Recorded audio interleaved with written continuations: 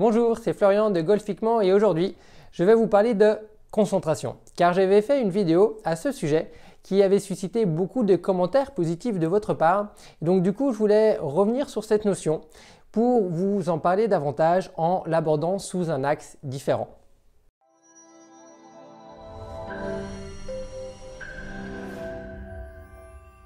Alors tout d'abord, j'aimerais commencer par vous poser une question.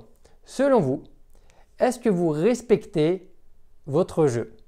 C'est-à-dire plus précisément, est-ce que vous vous engagez sur chaque coup du 1 au 18 de la même façon? Car souvent, le golfeur se fait absorber par l'environnement, par le score, peut-être par une réflexion de son partenaire ou toute autre chose. Et du coup, il n'est pas complètement investi à 100% sur chaque coup qu'il doit jouer. C'est-à-dire qu'il ne le respecte pas complètement. Et je vais vous donner deux exemples pour illustrer mes propos.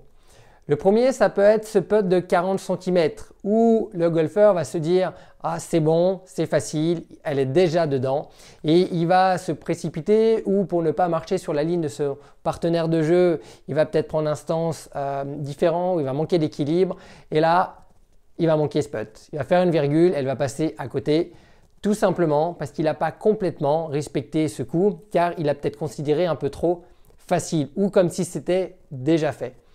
Un autre exemple, c'est lorsque le joueur s'égare lors d'un drive et la balle est à peine dans le rough, quelques mètres à droite du fairway, juste derrière un arbre.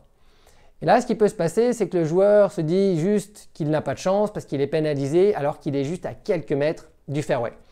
Et là, du coup, au lieu de se concentrer et précisément sur ce qu'il doit faire pour faire un bon lay-up et se recentrer en plein milieu du fairway pour ensuite attaquer en 3 le green, en fait, il est dans ses pensées et au lieu de faire un bon recentrage, il va encore se retrouver gêné par l'arbre et il ne pourra toujours pas attaquer le green. Et donc, dans ces deux exemples, on peut voir que là, le golfeur a manqué certes de concentration, mais il a également oublié de respecter ces deux coups-là. C'est-à-dire qu'il n'a pas pris tous les éléments en considération pour le jouer à 100%. Là, je vais vous faire un parallèle avec le monde du travail. On va imaginer un coach, un commercial ou un vendeur, une journée avec plusieurs rendez-vous qui vont s'enchaîner. Donc par exemple à midi, 13h, 14h, etc. Imaginons que le rendez-vous de midi se passe très mal, où il y a beaucoup de tension et ce qui va amener beaucoup de stress chez le vendeur, le commercial ou le coach. Et là, ce qui est important, c'est que la personne qui arrive à 13h pour voir cette personne n'a pas à subir les conséquences négatives de ce rendez-vous de midi qui s'est mal passé. Là, le professionnel doit justement revenir à un état initial pour se donner à 100% à fond dans ce nouveau rendez-vous. Et c'est exactement la même chose avec votre jeu.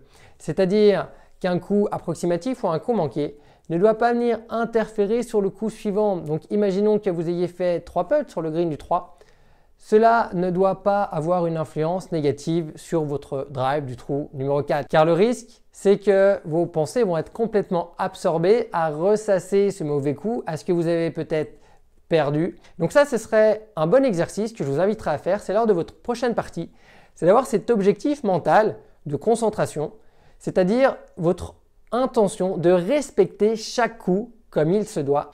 Encore une fois, quand je dis à 100%, ce n'est pas le jouer en sur-régime, c'est juste prendre toutes les informations en considération et jouer le coup que vous avez imaginé de jouer, mais surtout en étant complètement présent et investi sur le coup à jouer. Donc si vous avez aimé cette vidéo et que vous souhaitez que je revienne sur cette notion de concentration, likez cette vidéo et j'y reviendrai encore plus en détail. Pour recevoir toutes les prochaines parutions de Golfiquement, pensez à vous abonner à la chaîne YouTube et moi je vous dis à très vite pour une prochaine vidéo. Prenez soin de vous et à bientôt. Golfiquement, bye bye.